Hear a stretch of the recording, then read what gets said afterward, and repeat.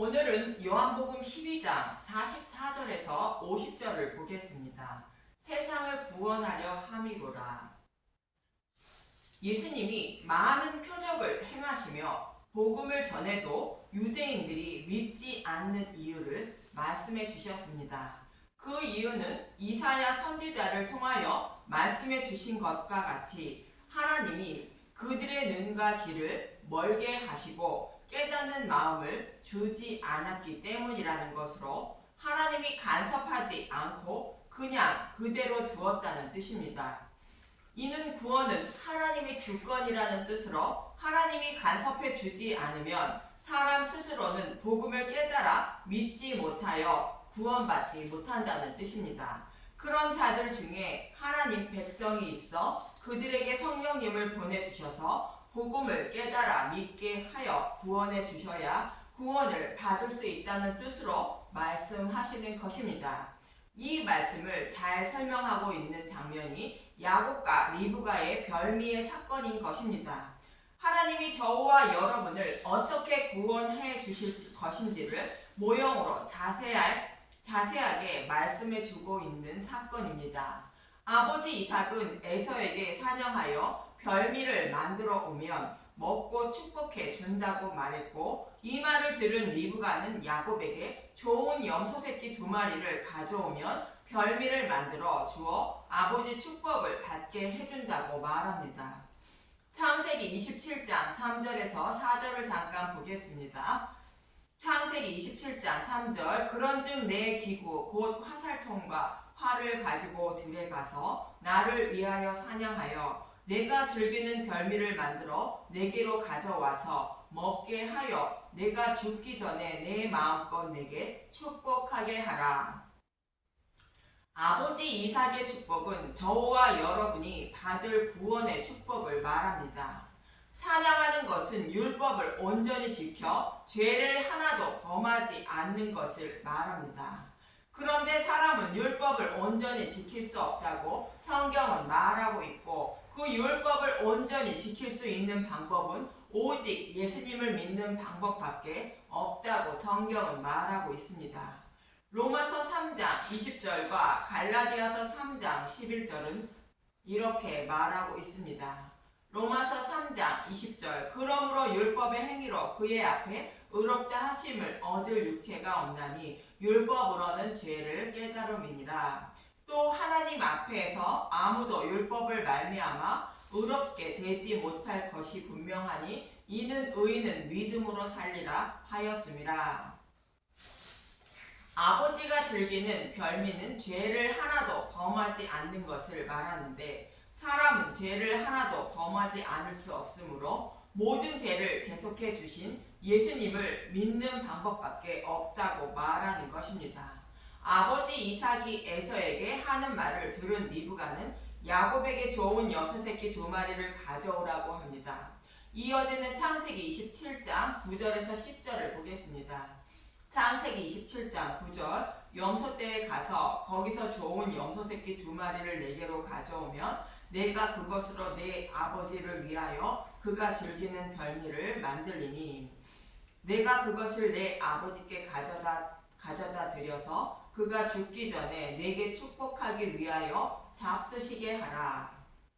여기서 좋은 염소 새끼 2마리는 예수님의 죽으심과 부활인 복음의 말씀을 상징하는 것으로 복음의 말씀을 가만히 듣고 있으라는 뜻입니다. 그러면 마음의 성전을 세워주신 성령님이 곧 리브가가 아버지가 즐기는 별미인 믿음의 열매를 만들어 주신다는 것으로 믿음의 용사로 만들어 주신다는 뜻입니다. 이 말씀은 마치 요한복음 15장 1절의 말씀처럼 포도나무의 가지로 가만히 붙어 있으면 농부이신 하나님이 믿음의 열매를 맺게 하신다는 말씀과 동일한 의미인 것입니다. 요한복음 15장 1절 나는 포도나무요 너희는 가지라. 나는 참 포도나무요 내 아버지는 농부라. 나는 참 포도나무요. 나는 참 포도나무는 십자가를 말하고 있습니다. 포도나무에 가지로 붙어 있는 것은 좋은 염소 새끼 2마리와 동일한 의미로 복음의 말씀을 듣는 것을 말하고 내 아버지는 농부라는 것은 포도나무 농장을 가진 농부가 포도 열매를 잘 맺게 하기 위하여 포도나무를 잘 관리해 주는 것과 같이 하나님이 믿음의 열매를 맺을 수 있도록 진리의 길로 인도해 주신다는 것으로 야곱의 어머니 리브가가 아버지의 축복을 받도록 야곱에게 별미를 만들어주고 야곱을 에서의 모습으로 변장시켜주는 모습과 같습니다. 어떻게 리브가가 별미를 만들어주고 야곱을 에서처럼 꾸며주어 야곱이 아버지의 축복을 받게 합니다. 창세기 27장 15절 리브가가 집안 자기에게 있는 그의 맏아들 에서의 좋은 의복을 가져다가 그의 작은 아들 야곱에게 입히고 또 염소 새끼의 가죽을 그의 손과 목에 매끈매끈한 곳에 입히고 자기가 만든 별미와 떡을 자기 아들 야곱의 손에 주니 리브가는 야곱에게 그의 맏아들 에서의 좋은 의복과 염소 새끼의 가죽을 입혀 주었다고 하는데 이는 십자가에서 벗어주신 예수님의 의의 옷을 야곱에게 곧 교회에게 입혀 주셨다는 뜻으로 믿음의 열매를 맺게 한 야곱에게 예수님의 의의 옷을 입혀 주어 그의 부끄러움을 덮어주는 모습을 모형하는 것입니다. 그래서 야곱이 아버지 이삭의 곧 하나님의 축복을 곧 구원의 축복을 받는 것입니다. 이 일을 이루어 주시기 위하여 예수님이 오셨다고 본문은 말씀하시는 문맥인 것입니다. 저와 여러분이 이렇게 해서 믿음의 열매를 맺어 예수님의 의의 옷으로 더러운 죄를 가리움을 받아 구원을 받는다고 성경은 모형으로 말씀하고 있는 것입니다. 이렇게 하나님이 믿음의 열매를 맺도록 잘 관리해 주지 않으면 아무리 성경을 연구하고 복음의 말씀을 듣는다고 해도 서기관과 바리새인들처럼 믿음의 열매를 맺지 못한다고 예수님은 말씀하시는 것입니다. 또 신약에서는 이 이야기를 마리아와 마르다의 이야기를 통하여 잘 말씀해 주고 있습니다. 마리아는 복음의 말씀을 전하는 예수님의 발치에 앉아 복음의 말씀만 가만히 듣고 있었습니다. 누가복음 10장 39절 그에게 마리아라 하는 동생이 있어 주의 발치에 앉아 그의 말씀을 듣더니 마르다는 준비하는 일이 많아 마음이 분주한지라 예수께 나아가 이르되 주여 내 동생이 나 혼자 일하게 두는 것을 생각하지 아니하시나이까 그를 명하사 나를 도와주라 하소서. 마르다와 다르게 마리아는 예수님의 말씀만 가만히 듣고 있었는데 결국 마리아는 예수님의 유월절 양으로 죽으시기 전에 예수님께 향유를 부어드리고 머리털로 발을 닦아드려 예수님이 이스라엘의 왕임을 선포하는 믿음의 용사가 된 것입니다. 요한복음 12장 3절을 보겠습니다. 마리아는 지극히 비싼 향유 곧 순전한 나드 한 근을 가져다가 예수의 발에 붓고 자기 머리털로 그의 발을 닦으니 향유 냄새가 집에 가득하더라. 마리아가 향유를 주께 붓는 것은 사무엘 선지자가 여호와의 말씀대로 다윗에게 상을 차려주고 기름을 부어 다윗이 이스라엘 왕임을 알리는 모습과 같다고 말씀드렸습니다. 이 모습처럼 마리아는 잔치가 열린 곳에서 예수님께 기름을 부어 예수님이 만왕의 왕임을 알리고 있었던 것으로 예수님이 주님임을 입으로 시인하는 마리아의 모습이며 믿음의 열매를 맺어 하나님 아버지께 축복을 받는 모습을 그리고 있는 것입니다. 포도나무에 가지로 가만히 붙어 있어 믿음의 열매를 맺는 마리아의 모습인 것입니다. 이것이 우리의 구원의 모습이라고 여호와 하나님은 이사야 선지자를 통하여 말씀하고 있는 것입니다.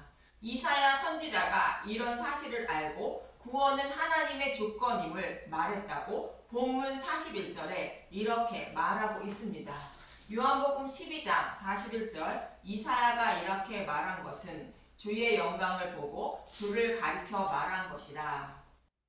이사야 선지자는 우리가 어떻게 구원받게 되는지 알고 있었다는 것으로 아무리 진리의 말씀을 전해도 하나님이 눈과 귀와 깨닫는 마음을 주지 않으면 믿음의 열매를 맺지 못한다고 말했다는 것입니다. 그런데 관리 중에 예수님을 믿는 사람들이 많았다고 이어지는 42절에서 43절은 말하고 있습니다.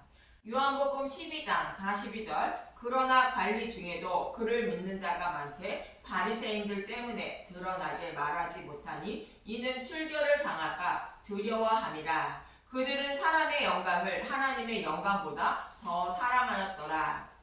42절을 킹 제임스 성경으로 다시 보겠습니다. 요한복음 12장 42절 그럼에도 불구하고 상국 관원 중에서도 많은 자가 주를 믿었으나 바리새인들 때문에 그들이 주를 시인하지 못하였으니 이는 그들이 회당에서 추례당하지 않기 위함이라. 관리 중에 예수님을 믿는 사람들이 많은데 추례당하지 않으려고 주라 입으로 시인하지 못했다는 것으로 구원받을 만한 믿음이 아니라는 뜻입니다. 이들은 스스로 예수님을 믿는다고 착각하고 있는 자들이라는 뜻입니다. 하나님이 믿음을 선물로 주지 않았는데도 스스로 예수님을 믿고 있다고 생각하는 사람들을 말하는 것입니다. 그래서 예수님은 이들과 같은 믿음을 가지지 않아야 한다고 이어지는 44절부터 말씀하시는 것입니다. 요한복음 12장 44절 마지막 날과 심판 예수께서 외쳐 이르되 나를 믿는 자는 나를 믿는 것이 아니요 나를 보내신 이를 믿는 것이며 나를 보는 자는 나를 보내신 이를 보는 것이니라. 예수님을 믿는 자와 나를 보낸 자는 예수님을 보내신 하나님을 믿고 보는 자라 말씀하십니다. 예수님이 아버지께로부터 보냄을 받았으며 아버지께서 명하신 일만 하고 계신다는 뜻으로 하나님이 하고 계신 일을 예수님도 하고 계신다는 뜻입니다. 이 말씀을 요한복음 14장 31절은 이렇게 말하고 있습니다. 요한복음 14장 31절 오직 내가 아버지를 사랑하는 것과 아버지께서 명하신 대로 행하는 것을 세상이 알게 하려 함이로라. 일어나라 여기를 떠나자 하시니라. 예수님은 아버지께서 명하신 일만 하신다는 것으로 하나님이 하고 계신 일을 예수님도 하고 계신다는 뜻입니다. 그래서 예수님을 믿고 보는 자는 하나님을 믿고 보는 자라 말씀하시는 것입니다. 그러면서 이어지는 본문 46절은 이렇게 말하고 있습니다. 요한복음 12장 46절 나는 빛으로 세상에 왔나니 물은 나를 믿는 자로 어둠에 거하지 않게 하려 함이로라. 요한복음 1장에서는 우리가 살아가는 이 세상을 어둠이라 말하며 어둠에 있는 자들에게 생명을 주시기 위하여 빛으로 예수님이 오셨다고 말씀하고 있습니다. 어둠이 무엇인지는 예레미야 42장 22절에서 23절에 잘 말씀해 주고 있습니다. 예레미야 4장 22절 내 백성은 나를 알지 못하는 어리석은 자요 지각이 없는 미련한 자식이라 악을 행하기에는 지각이 있으나 선을 행하기에는 무지하도다.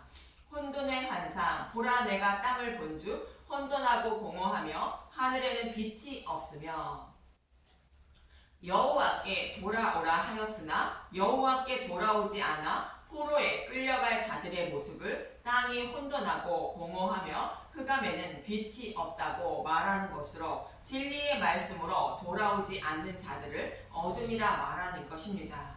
즉 복음을 알지 못하는 자들을 어둠이라 말하는 것인데 이들에게 빛을 비춘다는 것으로 복음을 모르는 자들에게 하나님이 복음을 전하시고 듣고 깨달아 믿게 하신다는 뜻입니다. 즉 복음의 말씀을 들어도 스스로 깨달아 믿지 못하는 자들에게 복음을 깨달아 믿을 수 있도록 하여 구원해 주시기 위하여 오신 분이 예수님이라는 뜻으로 어둠에 거하지 않게 하려고 빛으로 오셨다고 말씀하시는 것입니다. 그러면서 이어지는 본문 47절에서 48절은 이렇게 말합니다. 요한복음 12장 47절 사람이 내 말을 듣고 지키지 아니할지라도 내가 그를 심판하지 아니하노라. 내가 온 것은 세상을 심판하러 하며 세상을 구원하려 함이로라.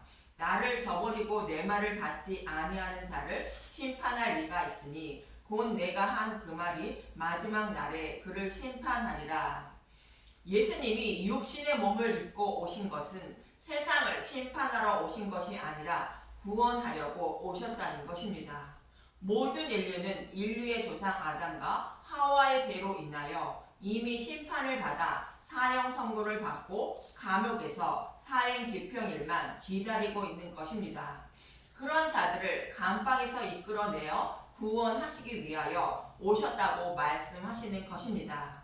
이사야 42장 6절에서 7절을 잠깐 보겠습니다. 이사야 42장 6절. 나 여호와가 의로 너를 불렸은즉 내가 내 손을 잡아 너를 보호하며 너를 세워 백성의 언약과 이방의 빛이 되게 하리니 내가 눈먼 자들의 눈을 밝히며 갇힌 자를 감옥에서 이끌어내며 흑암에 앉은 자를 감방에서 나오게 하리라. 빛이신 예수님이 이 땅에 오셔서 하실 일을 말씀하고 있습니다.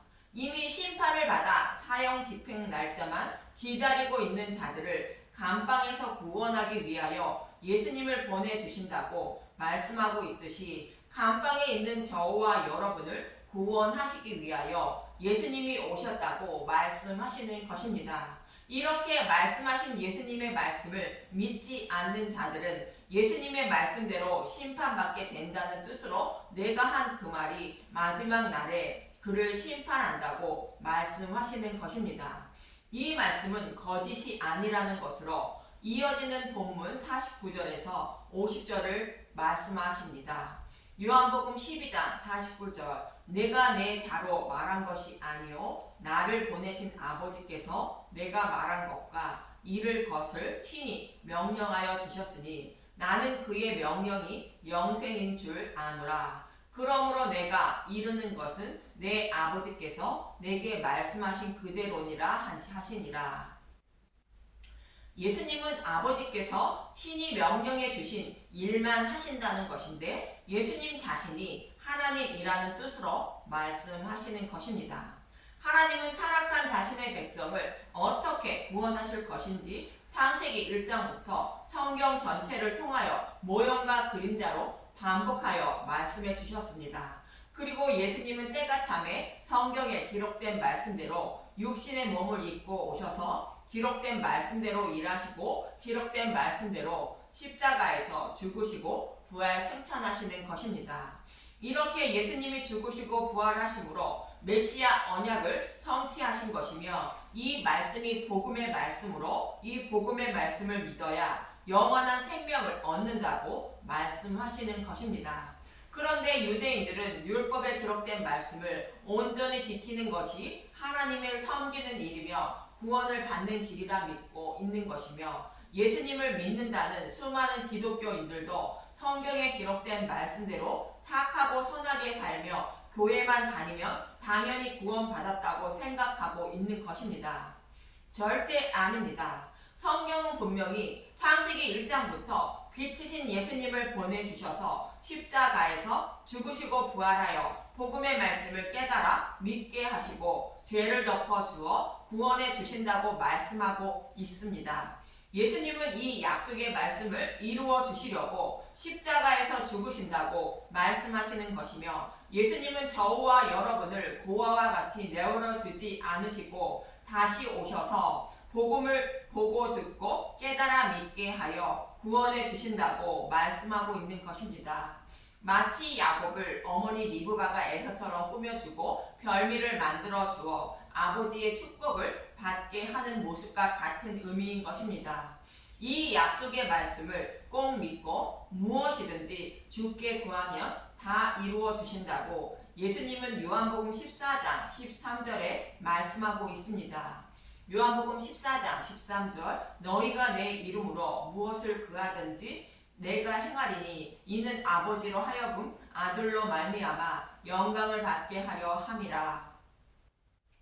구원에 필요한 모든 것을 이루어 주신다는 뜻으로 복음을 깨달아 믿게 하여 구원해 달라는 기도를 다 이루어 주신다는 뜻입니다. 이 말씀을 잊지 마시고 복음을 깨달아 믿어 믿음의 자녀가 되게 해달라고 간절히 구하시는 분들이 되시길 바라며 예수님에 대하여 더 알아가는 분들이 되시길 간절히 기도드립니다. 감사합니다.